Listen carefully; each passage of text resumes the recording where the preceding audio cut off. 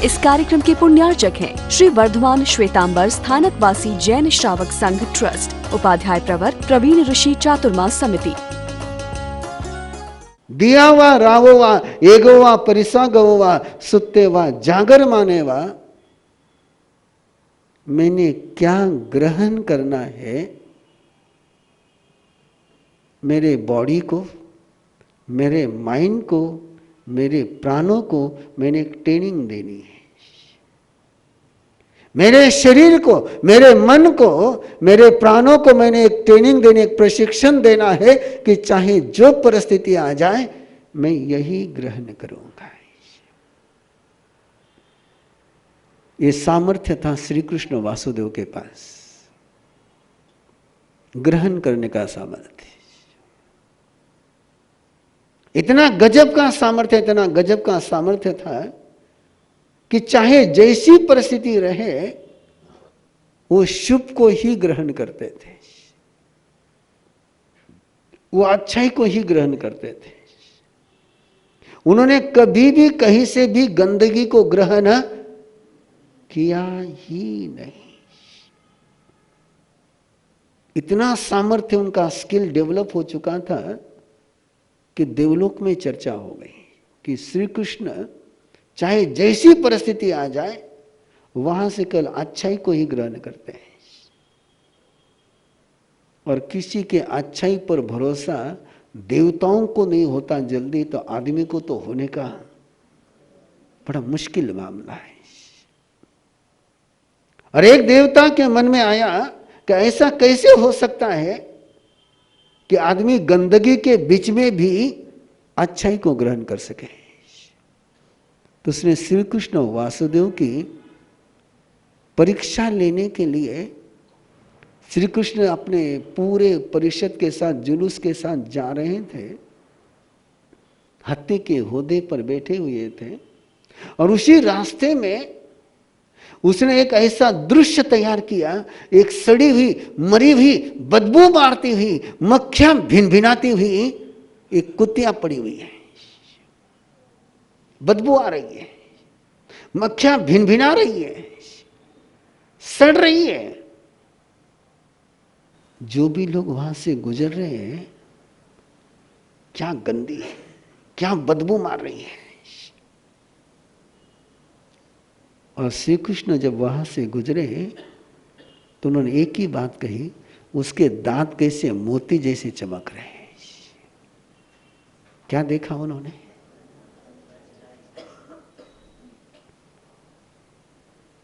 आप क्या देखोगे?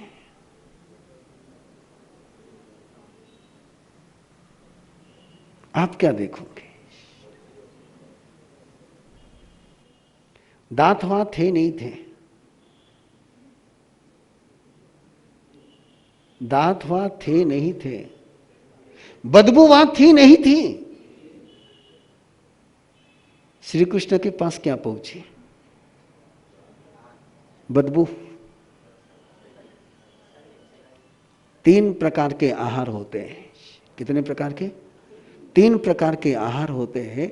एक मुंह से किया जाने वाला आहार, एक रोम से किया जाने वाला आहार, और एक कान, आंख और नाक से लिया जाने वाला आहार। कान, नाक और आंख से लिया जाने वाला आहार, जिसको ओजाहार कहते हैं। कौन सा आहार कहते हैं? ओज का आहार। जिस समय आप टीवी देखते हुए भोजन करते हो, उस समय मुंह से थाली का खाते हो, उससे बॉडी बनती होगी, लेकिन उस समय कान से जो ग्रहण करते हो, आंख से जो ग्रहण करते हो, नाक से जो ग्रहण करते, उससे आपका ओज बनता है। और इसलिए आज सबका ओज डिस्टर्ब है, तेज गायब है, कि सारा टीवी उसके माध्यम से पहुंचा हुआ है। और ये डेफिनेशन केवल जैन आगम के स्थानांक सूत्र में गई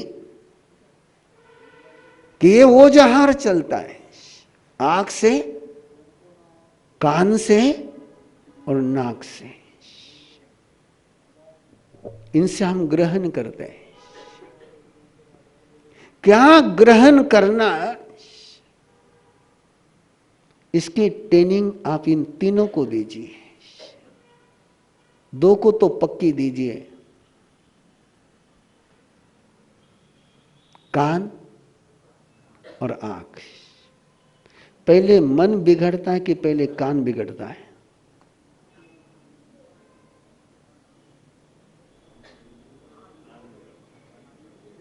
पहले क्या बिगड़ता है? जुबान तभी बिगड़ेगी जब कान बिगड़ेगा। जिसका कान नहीं बिगड़ा उसकी जुबान बिगड़ ही नहीं सकती है।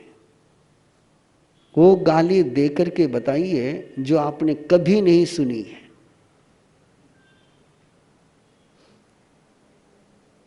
Is it possible? जो गाली सुनी नहीं है वो आप दे नहीं सकते हैं। इसका मतलब जिस गाली को आपने ग्रहण नहीं किया है वो गाली आप किसी को दे नहीं सकते। गाली देने की मना करनी चाहिए कि गाली लेने की मना करनी चाहिए? हा? लेने की। आप किसकी मना करते हो? अब भाई जिसका इनपुट हुआ है आउटपुट तो होगा ही।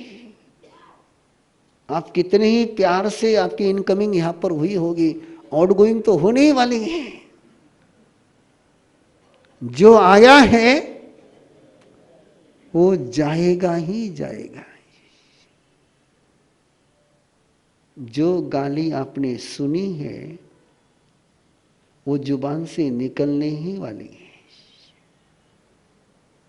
यदि गाली जुबान से नहीं देनी है तो कान से सुनो मत, तो जुबान से दे नहीं पाओगे। तो फिर सोचो एक बार, पहले कान को संभालना कि पहले मन और जुबान को संभालना? और कान तो बिल्कुल खुला पड़ा हुआ है।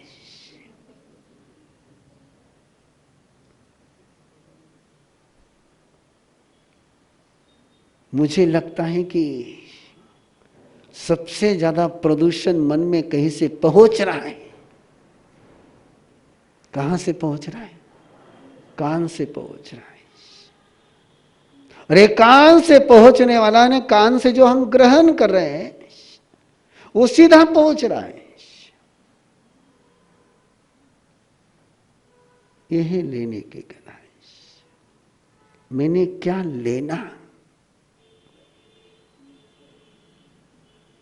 मैंने कान से क्या सुनना, ये आप तय कर सकोगे? मैंने आंख से क्या ग्रहण करना, ये आप तय कर सकोगे? यदि आंख से और कान से आपने सही वस्तु ग्रहण करी, सही बात को ग्रहण किया, तो मन में अशुभ विचार आने की संभावना कितनी होगी? आपने मेरा वाक्य सुना नहीं सुना? आप जवाब नहीं दे रहे इसलिए पूछ रहा हूं। यदि कान से आपने नेगेटिव सुनना बंद किया, नेगेटिव देखना आंख से बंद किया, तो मन में नेगेटिव थॉट्स कितने आएंगे? लोग आकर के पूछते कि महाराज साहब मन में घना नेगेटिव विचार आवे, कई करो। अब किटली में तुमने पानी भरा होगा और टोटी से तुम दूध निकालना चाहोगे। आपके ऊपर के वाटर टैंक में आपने गंदा पानी भरा हो और नीचे से आप अच्छे पानी की उम्मीद करते होंगे। हो सकता है। तो कहाँ चेंज करना चाहिए? इनपुट पर ध्यान देना चाहिए, आउटपुट पर ध्यान देना चाहिए? आप किस पर ध्यान देते हो? तो जीने की कला का आज का दूसरा सूत्र है, मैं सुख ही लूंगा। क्या लूंगा? बोलो। मैं सुख ही लूंगा। मैंने सुखी बनना है तो ये मेरा निर्णय है। मैंने दुखी बनना है तो मैंने दुख को ग्रहण किया तो दुखी बनूंगा, सुख को ग्रहण किया तो सुखी बनूंगा। मैंने क्या ग्रहण करना है?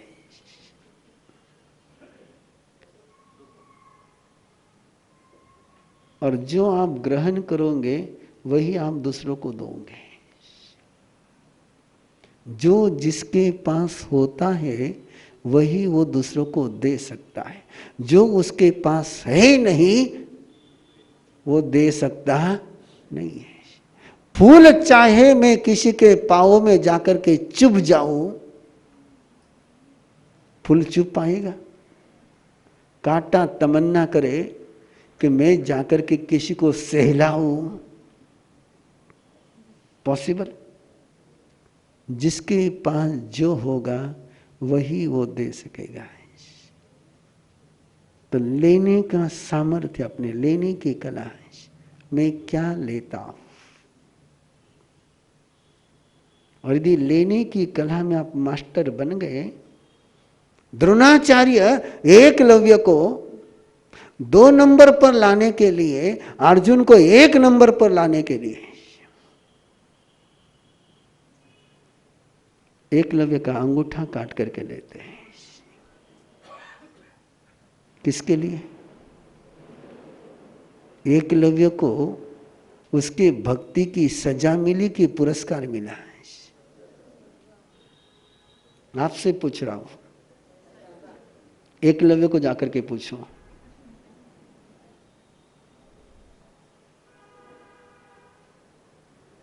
एकलव्य ने अंगूठा काट करके देते समय उसके आंखों में आंसू नहीं थे, उसके मुंह में कोई शिकन नहीं थी, चेहरे पर कोई शिकन नहीं थी, उसके मन में कोई क्वेश्चन नहीं था कि मुझे सिखाया तो नहीं और गुरु दक्षिणा मांग रहे हो।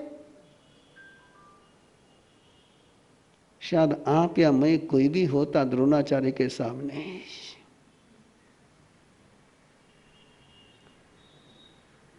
दक्षिणा देते। यहां देने वाले को रिटर्न गिफ्ट देते जोर लगता है, तो जिसने दिया ही नहीं उसको रिटर्न गिफ्ट। लेकिन एकलव्य ने एक पल भी नहीं लगाया, और उस पल शायद अर्जुन ने सोचा होगा कि मुझसे अंगूठा काट करके मांगते द्रोणाचार्य तो मैं दे सकता क्या। लेकिन एकलव्य ने दिया काट करके। द्रोणाचार्य को लगा कि मैंने अर्जुन को 1 नंबर पर पहुंचा दिया। एकलव्य अब कहीं का कुछ नहीं रहा। लेकिन जिसके पास सीखने की कला होती है, जिसके पास लेने का सामर्थ्य होता है, वो एकलव्य वहां से आगे नई तैयारी करता है, बिना अंगूठे के तीर चलाना सीखता है।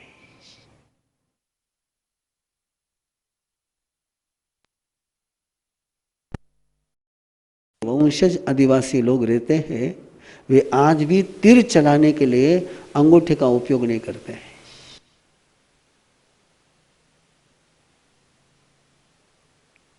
क्यों रोते हो कि नियति ने, परिस्थिति ने मेरे सारे अवसर छीन लिए? अवसर छीने नहीं, नए अवसर खोजने के लिए तुम्हें एक मौका दिया है। रोने वाले यूं ही रोते कि मुझसे सारा छीना गया। एकलव्य को जाकर के पूछो, छीना गया कि नया रास्ता खोजा गया है? और जो नए रास्ते खोजने में समर्थ होते हैं उनको कोई भी रोड़ा कभी रोक नहीं पाता है। रोड़े हमेशा रोड़े को रोकते हैं, रोड़े हमेशा रोड़े को रोकते हैं, पत्थर हमेशा पत्थर को रोकता है। किसी पत्थर में, किसी पहाड़ी में ये सामर्थ्य नहीं कि बहते हुए पानी को वो रोक ले, क्योंकि पानी के पास बहने की स्किल है, तो कोई दीवार, कोई पत्थर उसको रोक नहीं सकता है। और पत्थर के पास के रुकने की ही कला है, तो कोई उसको चला। Who are you? Who are you? पत्थर की एक ही खासियत है, जहां रखा, जहां फेंका, चला गया। पानी की एक ही खासियत है, रुकने से रोकूंगा नहीं, रुकने से रोकूंगा नहीं। सामने से रोकोगे साइड से निकल जाऊंगा, साइड से रोकोगे नीचे से निकल जाऊंगा, नीचे से रोकोगे ऊपर से निकल जाऊंगा। उनको राही कहते हैं जो रास्ते बनाना जानते हैं, उनको राही कहते हैं जो रास्ता बनाना जानते हैं। उनको तो जनावर कहते हैं जो बने बनाए रास्तों पर चलते हैं। ये युग उन्हीं को वंदन करता है, ये इंसान उसी को वंदन करता है जिन्होंने नए रास्ते बनाए। जो रोड मेकर बनते हैं वही युग को बदल सकते हैं। रोड को बिगाड़ने वाले, रोड को तोड़ने वाले दुर्योधन तो यूं ही तैयार होते हैं। रोड मेकर बनना, और उसके लिए पहला सूत्र है मैं दुख नहीं लूंगा। दूसरा सूत्र है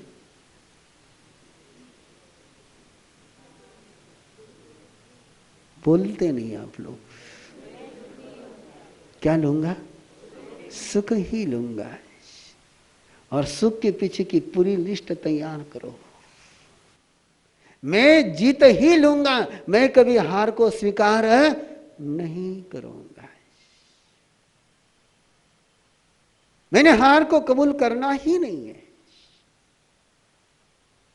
यदि मैंने हार को कबूल नहीं किया तो मुझे कोई हरा नहीं सकता है।